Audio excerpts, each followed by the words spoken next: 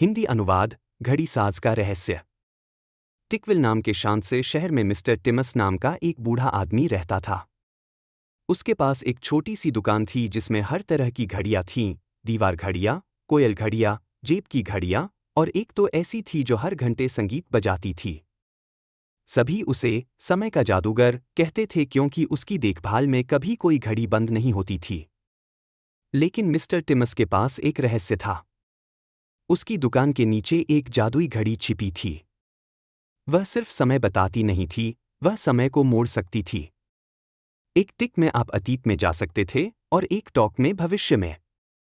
एक दिन एक जिज्ञासु 10 साल की लड़की मीरा अपनी पालतू गिलहरी निप्पी के साथ उसकी दुकान पर आई। उसे घड़ियां बहुत पसंद थीं और मिस्टर टिमस को भी वह अच्छी लगी। उन्होंने कहा, समय सिर्फ पढ़ने की चीज नहीं है, वह महसूस करने की चीज है। उस रात मीरा फिर से दुकान पर आ गई और कुछ नया जानने की उम्मीद में अंदर गई। दुकान का दरवाजा खुला था। अंदर शांति थी। तभी निब्बी एक कोने में भागी और एक अजीब फर्श पर कूद गई। क्लिक! एक छिपा दरवाजा खुल गया। मीरा और निप्पी नीचे उतरे और देखा कि वहां एक जादुई घड़ी सुनहरी रोशनी में चमक रही थी। उसके डायल पर लिखा था, एक बार घुमाओ बीता कल, 2 बार घुमाओ आने वाला कल। लेकिन सावधान, घड़ी सब कुछ याद रखती है। बिना सोचे समझे मीरा ने डायल एक बार घुमा दिया। हुश! वह अपने ही घर में थी, लेकिन यह बीता हुआ कल था। उसने खुद को नाश्ता करते देखा और मम्मी पापा मुस्कुरा रहे थे। फिर उसने डायल 2 बार घुमा दिया। अब वह भविष्य में थी। घर सूना था, बाग में झाड़ियां उग आई थीं।